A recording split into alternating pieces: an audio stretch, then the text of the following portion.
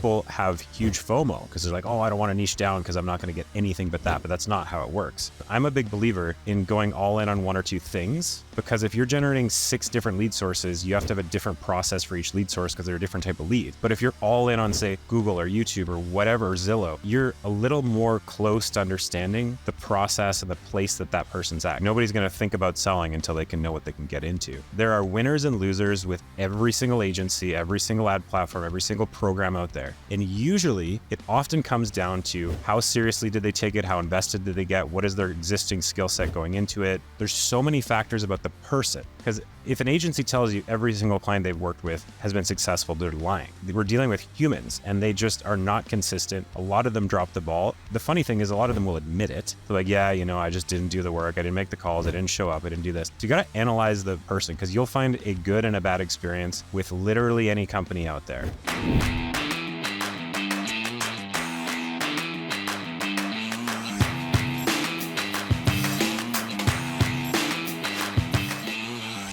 You are listening to the #1 real estate podcast in the world. We talk with real estate professionals all across North America, but their wins, losses, lessons, and stories help you win in your local market today. My name is Cody from Sheridan Street. I'm joined with Vikram Deol of the Real Estate Sales Academy. What's happening, man?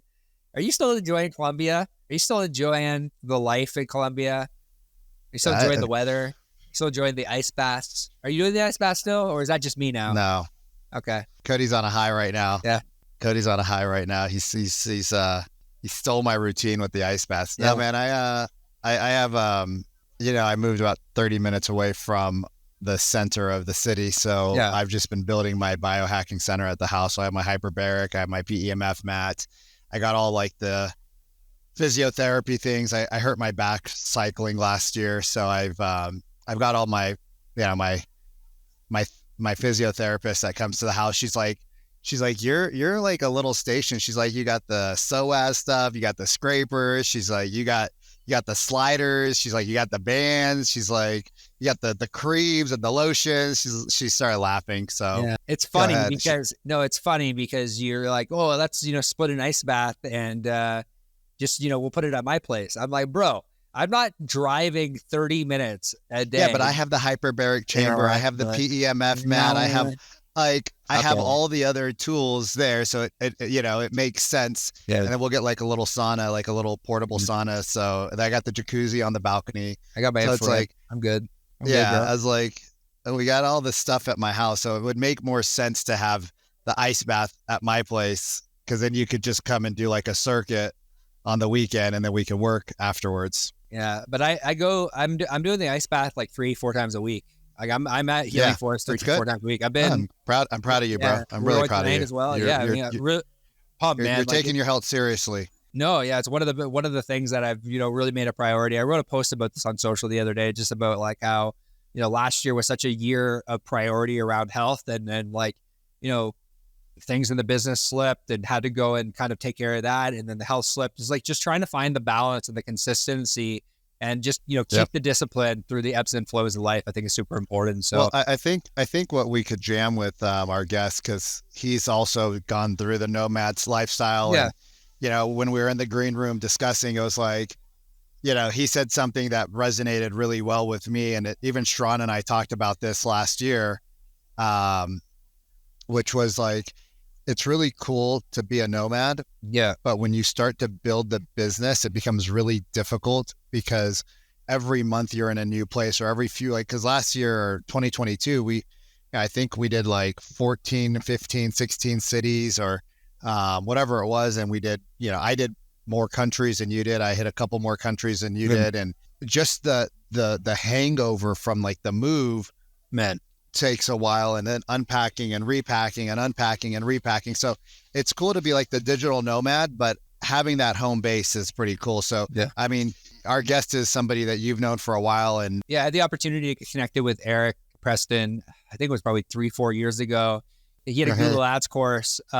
We were in the I forget the name of the community. It was Shane Hillier and those guys. And I watched a webinar. I'm like, this guy's pretty bright. Like he's pretty like ahead of the curve. Like everyone totally right now still is. Yeah, it still is. Everyone right at that point was obsessing over Facebook ads, and he's like, no, guys, YouTube. Google ads. And it was a really cool, it's really cool to kind of been watching his, I don't know if we even really had a conversation per se, but it's been really cool to see what he's doing for agents with his company Agent Launch, and what he's, kind of the different pivots. And, Eric, like, why don't you give us kind of like the 60-second Cliff Notes version on the kind of like how you got in the industry, kind of, I know we were chatting in the green room about a bunch of different variations of the business and what you're doing today, but you just give 60 seconds Cliff Notes version, and then we'll kind of go into how we can essentially, what agents should be looking for specifically in today's market to help them get to where they want to go. Sure. Yeah. Just to piggyback off your digital nomad thing first. I mean, for us at Agent Launch, our primary source of new business was YouTube. So for me, when I did that webinar living in Croatia, the hardest thing was rebuilding a YouTube studio in every little Airbnb I stayed in. Yeah. And that was like, I don't think people understood how hard that was. But anyways, so yeah, Eric. Well, we can relate, because Cody and I we had our big microphones. I mean, we had one full suitcase. Yeah. 100 just audio and video. Lighting, and every time you break it down and build it back up, but like clothes are easy to pack. Yeah. But like you got to like hand wrap all your microphones and find the lighting and the right Wi-Fi, so that in different countries, like the homes don't have like perfect Wi-Fi. It's like, it's aggressive. When you said Airbnbs are a full-time job, I know exactly what you're saying. But anyways, yeah. So Eric Preston, founder of Agent Launch. You can check me out on YouTube. We got lots of helpful videos there. How I got in this industry was I actually worked for another real estate marketing agency in Vancouver, just by happenstance.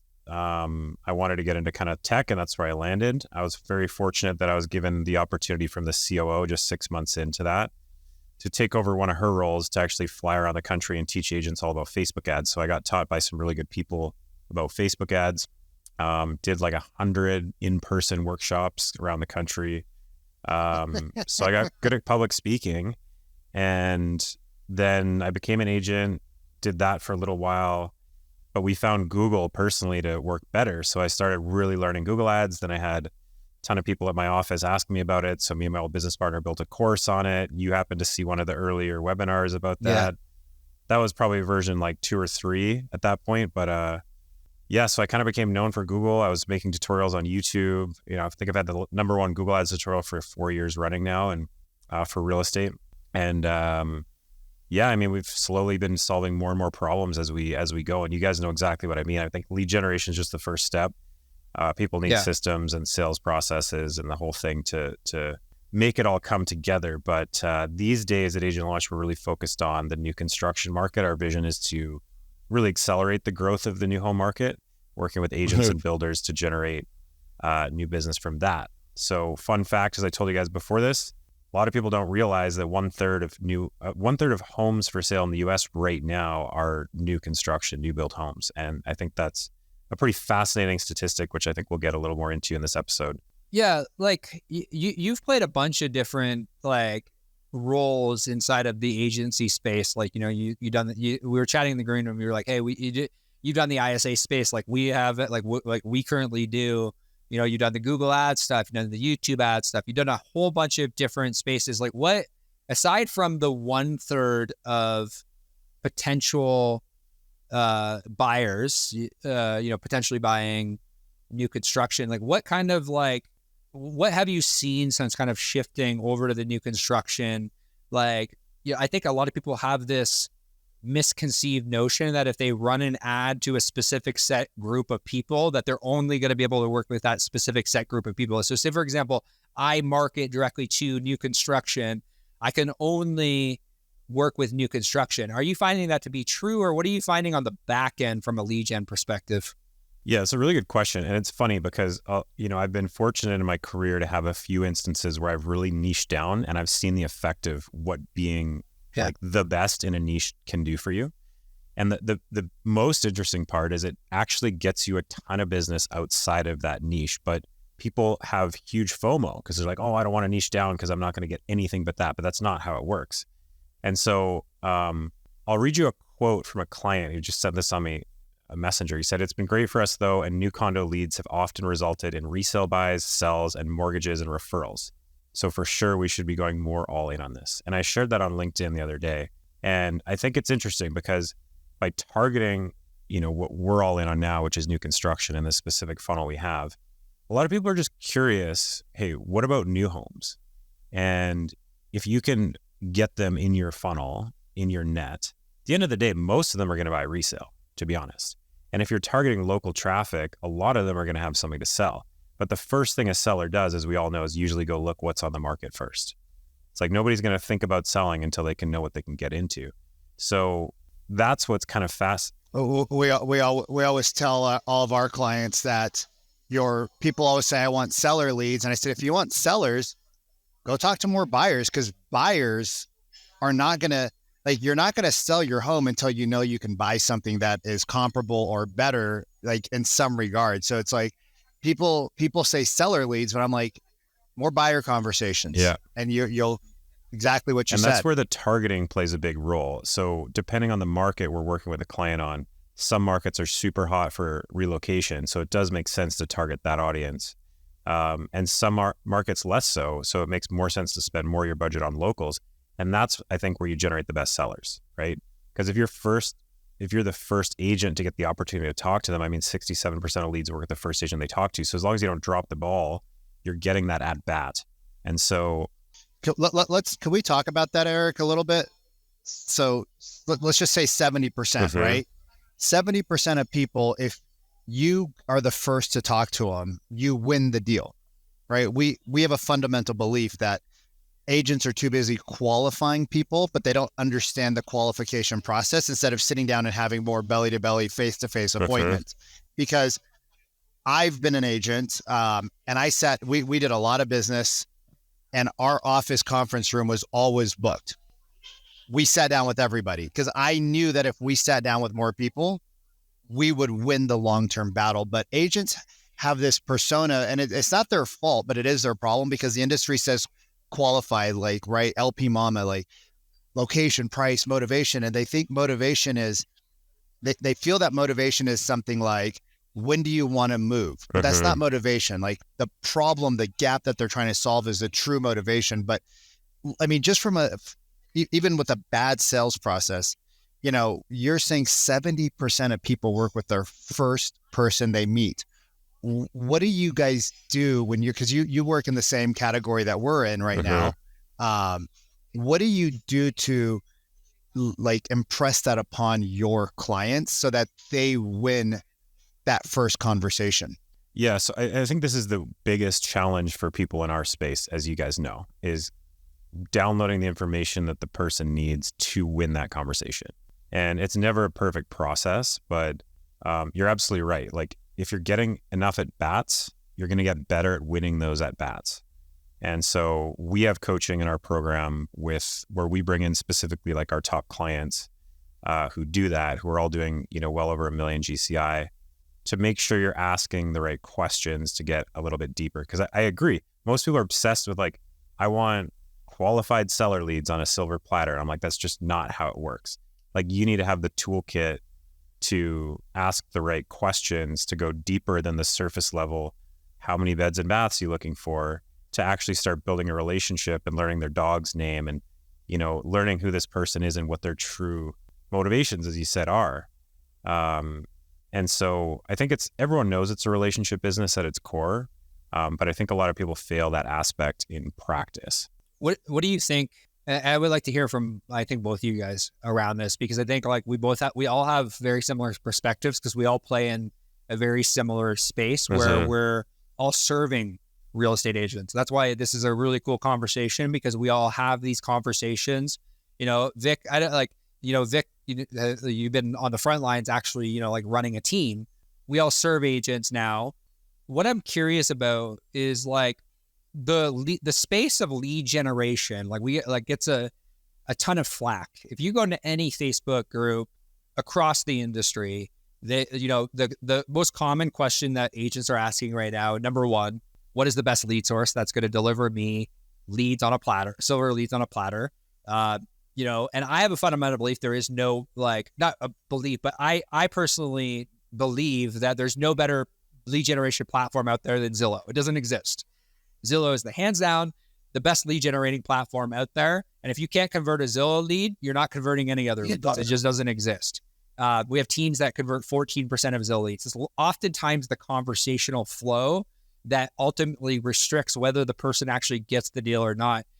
Where do you guys feel like this fascination with like more leads comes from in the ecosystem? And like, why do you feel like there's a lack of business acumen specifically in this space? Because I've worked in other spaces as well. I've ran, I've been able to work alongside of people in the coaching industry, people in the landscaping industry, where they have a general understanding of like business structure and like the life cycle of a lead. Why do you feel like there's so much misinformation out there, specifically in our space? I think like the misinformation, like I don't blame agents for this because I think they're one of the most sold to people on the planet. Yeah. And so there's always someone selling you a new angle, and they build up this idea that they need to be generating leads from everywhere. They need to be on every social media platform, and they're a mile wide and an inch deep. And I agree that Zillow leads, the thing that makes them, as you say, I think, is that they're just lower in the funnel. So you're paying a huge premium to get those leads a little lower in the funnel than you would generate them from, say, Google or YouTube or some of the places we all are probably familiar with. And I think people need to understand that when you're reading these comments on Facebook groups, because that is the question, you always see these threads with like hundreds, if not thousands of comments on like different providers and different lead sources. And I'm like, there is a shitty way to do any type of advertising on any platform, and there's a good way to do any type of advertising on any platform. And usually cheap services don't get you the best results. And there's a big difference between doing a Facebook, a Google, a YouTube ad poorly and doing it extremely well. And you guys have spent lots of money on advertising. You know exactly what I'm talking about, but most people don't. You also have to analyze the person giving the feedback, because there are winners and losers with every single agency, every single ad platform, every single program out there. And usually it often comes down to how seriously did they take it? How invested did they get? What is their existing skill set going into it? There's so many factors about the person, because if an agency tells you every single client they've worked with has been successful, they're lying, because we're dealing with humans and they just are not consistent. A lot of them drop the ball, but the funny thing is a lot of them will admit it. They're like, yeah, I just didn't do the work. I didn't make the calls. I didn't show up. I didn't do this. So you got to analyze the person, because you'll find a good and a bad experience with literally any company out there. Doesn't matter which. So you got to analyze the person as much as you got to analyze the lead source. And I'm a big believer in going all in on one or two things, because if you're generating 6 different lead sources, you have to have a different process for each lead source because they're a different type of lead. Yep. But if you're all 100%. in on, say, Google or YouTube or whatever, or Zillow, whatever it is, you're a little more close to understanding the process and the place that person's at. Because Zillow, like they've probably been searching Zillow for a while. They finally click contact agent. They're a little bit closer to the funnel. They're like ready for that conversation. Whereas you're doing more top of funnel lead generation, they're not quite there yet. A lot of times they are, but not as much as a Zillow lead. But you get a hugely discounted rate by doing it that way. I think the other thing to mention here, and I would love to kind of get, like, I know Vic has been kicked out of a lot of the Facebook groups for posting stuff. So might not see this as much. Bro, I'm fucking hated, and I'm hated in Facebook groups because I tell them that like this is stupid. Like, and I want to go up on your statement a little bit though. You said the business acumen for real estate agents is lower. I don't believe that. I think the business acumen for most industries is the same. It's 80% don't know, 20% do know. Now, real estate might be 90% and 10% because the entry level is so much lower. Yeah. Maybe it could even, right? But I've worked in, this is my 7th or 8th different industry. I've been in wellness, I've been in telecom, I've been in real estate, I've been in a bunch of different things. It's always the same, right? It's not your fault, because lead generation companies want to do what? They want to sell you leads. They don't actually want you to get great training, because they want you to continuously, because, you can only convert so many leads in real estate. I mean, the typical agent, if you're doing 3 to 4, maybe 5 transactions a month, like to get to 5 transactions a month as a solo agent is like damn near impossible unless you're all listing heavy. But like you need a VA or you need an assistant, you need to manage people, and salespeople, as Cody will tell you, like Cody's like, hey bro, are you connected to your QuickBooks? I'm like, yeah, my credit cards are connected. He's like, no. Like, bro, you are a fucking disaster for your accountant. And I'm like, I'm a realtor, man. Like, I'm a salesperson. I'm really good at what I do. Everything else I don't want to fucking touch. Vice versa. Cody's like, if I don't have to talk to people on a regular basis and you talk to everybody else, like, I would be super happy. Cody could put his head down for 2 or 3 hours and just crank out on his computer and not look up. And I'm like a squirrel looking around at everything. And so I want to go back because it's not agents' fault, but it is their problem that they weren't taught. And the leads game is a game to disaster for most people, right? Now, did we buy a lot of leads? Absolutely. We spent hundreds, if not $1 million+ on leads in a 5 or 6 year period. We bought Zillow leads. We bought Google pay-per-click. Zillow were way easier to convert. But you got to ask yourself as an agent, before you go out and buy leads, can I convert my SOI? Do I feel confident talking to people in my SOI? Can I convert open house leads, right? If you can't convert those people, it's not a leads issue, it's a skills issue. And if you build your skills and then you call Cody or you call Eric, you will have an ROI that you don't care how much you spend.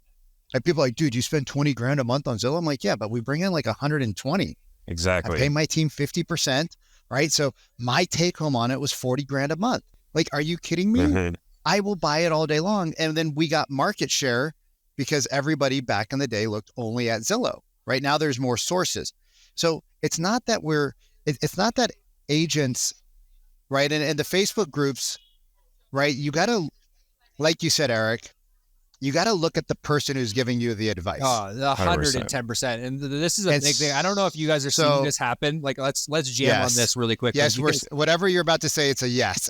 Except for I got kicked out of 99% of Facebook groups because I'm an asshole. Some of these Facebook groups have bots. Yeah. I don't know if you're seeing this shit happen right now. Where they have fake real estate agents that are commenting. Like, this is a massive issue. Not only do they have fake real estate agents, but the agents will go in and they'll put autonomous posts. Yeah. Just to stir the pot. But and when you look at the people posting, the crazier shit to me though is like when you click on somebody's profile, when they start this long comment about like 3 or 4 different lead generation companies, you click through and then you're like, this person's not even an agent. This is a fake profile. So this is happening a lot in like large real estate Facebook groups where people are, commenting back and forth. Like, so what you said, Vic, like, I don't know if you're seeing this as well, Eric. I know that, like, again, you run a reputable agency in this space. We run a reputable agency in this space. We don't do shady tactics like that. That to me, that stuff to me is like, understand who you're speaking to. So like when you speak to an agent, like when you guys speak to an agent, like what should agents be looking for? How do they know what's reputable and not reputable in this space? Because there's so much garbage that is, put out in this space. I think that's a good question. And the reputable agencies in this space are pretty few and far between. And I think these shady tactics, like, the massive unrealistic guarantees where, you really got to read the fine print. And it's all fine print. Yeah. And like, there's a lot of that, I think, in the space. And so I think at the end of the day, you have to look for a volume of legitimate case studies, right? Because a lot of people don't even, like, we host our reviews publicly. So you can go leave a bad review on us and we don't have many. But like a lot of people will not do that. They'll just post photos and whatnot. And we do that too, because there's more you can capture when you're screenshotting a message from someone or an email that you don't always get in like a review. But I think it comes down to like, show me the numbers, show me the social proof, not so much the guarantee stuff, I think. Guarantees can be nice if they're legitimate, but I think a lot of people spin them so they're kind of black hat and they're not really legitimate. Before you take advice, look the person up. I mean, like, I look up a lot of people. Yeah, I'll type in Eric Preston Zillow, Eric Preston Realtor. Yeah. I'll type that in and I'll be like, all right, guys, like, and in our market, right, we all want a scapegoat because we don't want to take responsibility because we go out, we buy the leads, right? We go out, we spend the money. We go out, we do the things that the industry tells us to do. And then we wonder why we don't get the result that the top agents are doing. And it's not because you're not doing the right thing on one side. It's that you didn't do the right thing on the front side, right? Like in order to become an esthetician, it's 2,000 plus clock hours. They have 100 hours on sales. They have 100 hours on systems and managing your books. They have like all of those modules are built out so that when you get out there, you have a higher likelihood of succeeding. In real estate, you take right? Everything in real estate is about memberships. It's how many people can we put through our classes? How many people can we put through NAR? How many memberships, right? It's a membership-based society. It's MMR, monthly recurring revenue. So of course they want the most people in it. The problem that I'm okay with MMR. The problem is that we're messing with people's lives. And I don't have like, there's a fundamental like cutoff when you start fucking with people's lives, telling them that it's something that it's not. And that's where my passion lies. And that's why it's like, I don't think like a lot of people on the forums will talk shit to other realtors and they'll be like, oh, real estate agents are stupid. I'm like, that's not true. Cause I work with agents. Like all I do is train agents a lot of good ones for the last year and a half. Bro, I mean like, Eric, like there are a lot of agents that once they are given the right systems and tools, they go from what everybody was calling mediocre to like awesome realtors because they have heart, they have soul, they have empathy, they've been crushed. And they're like, oh my God, I've been in this business for 10 years and nobody ever, like my broker threw a book of scripts at me and like, here you go. And said, here's some leads. Here's some old people that nobody wants to call, figure it out. And they're like, what do we do? So like, I am truly passionate when we work with people because we have seen people go from being less than great to great in a short period of time because they just weren't utilized. They didn't know how to use their tone. They didn't know how to ask questions. You could give somebody the right questions, but if they don't know how to do it, like if you give me your Google course and you're like, hey, Vic, here's a step-by-step, I am not going to do He's not lying well. to you. He will not do it. I'm like, fuck this shit. You're like, how do I load Ads Manager? But I agree, man. I think everyone needs a good mentor, right? I think the most successful people I know have been in rooms weekly with the right people, and success leaves breadcrumbs, right? And so you need, like, there's so many people with potential who sometimes get in the wrong brokerage or have the wrong mentor or whatever. And I think that's incredibly important. Hey man, I want to switch gears here real quick. Hold on. Sorry, Cody. I want to switch gears because we have a hard stop here in a few minutes. Let's go back to new construction and that niche. And let's go back to why you changed your agency to new construction and what agents can do. Because we have agents that we work with that are doing like just basic walkthrough YouTube videos where they talk about the property, they talk about the floor plans, super simple, right? They're behind the camera, they're not in front of the camera. They just walk through the home and then they'll be like, hey, what we like about this neighborhood is this, and what we don't like about the neighborhood is that, right? There's a lot of traffic. So if you're moving into the neighborhood, you need to be aware of like 7 o'clock to 9 o'clock. There's a ton of traffic for schools and blah, blah, blah, blah, blah. And they're telling the good and the bad of the neighborhood. And what that's doing is it's promoting them as the neighborhood expert and the niche for those new construction communities. And they're crushing it right now, dude. So like when you talk about new construction and you say that this is something that is really powerful and valuable, can you kind of elaborate on why you think agents should start to focus there more? Yeah. So let's dive into that. So there's 3 big reasons if I have a bit of time. So the first one is, and this is a mind-blowing stat, I don't know if I shared this earlier, but 1/3 record high, 1/3 of properties for sale in the United States right now is new construction, highest ever. So it's a huge part of the market. It's a bigger part than it's ever been. So that's the first thing. And with that, I think there's not a lot of people targeting these people, looking for new construction specifically. So I think there's a really big opportunity there. That's one of the reasons we've gone all in on it. And part of it is because our funnel is just working extremely well. And I'll share one of the reasons why. So the second reason is I think the initial conversation you have with a lead is just better. So when you opt in on an IDX site from a Google ad, let's say, and you're calling that lead to provide value to them and build rapport and build trust, and you've worked on your scripts, you've worked on how to get over smoke screens, because a lot of people will just say, like, buyers are liars, you guys know this. Well, I'm just browsing, I'm a couple years out, whatever. And you find out that's not the case later. Like, I'll share another fun story. One of the guys from Market Leader, a director there, shared with me. He did Google ads in 2018.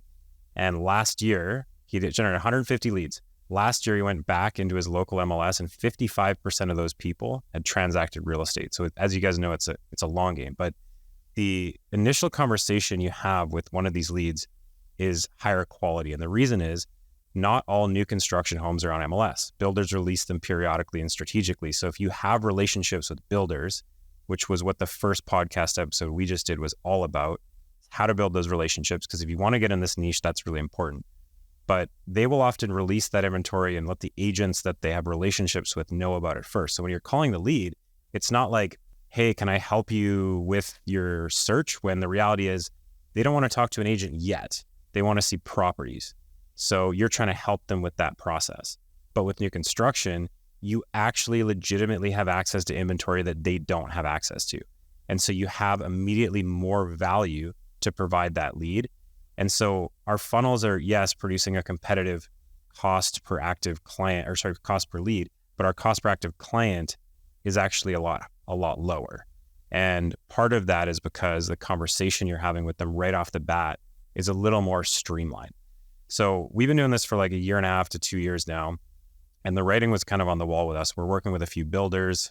Can you talk about, you said the conversation is streamlined. Yeah. Can you elaborate a little bit on that? Because I don't. So traditionally, the lead generation we've done is through Google Ads, right? So a lead searches like they would for Zillow, homes for sale in Long Island. You put up an ad, you drive that to your IDX site, you force registration them, and then you call them and you say, hey, John, thanks for signing up on the site. Just wanted to, be of service and make sure I can help you set up a safe search and see if you have any questions, blah, blah, blah.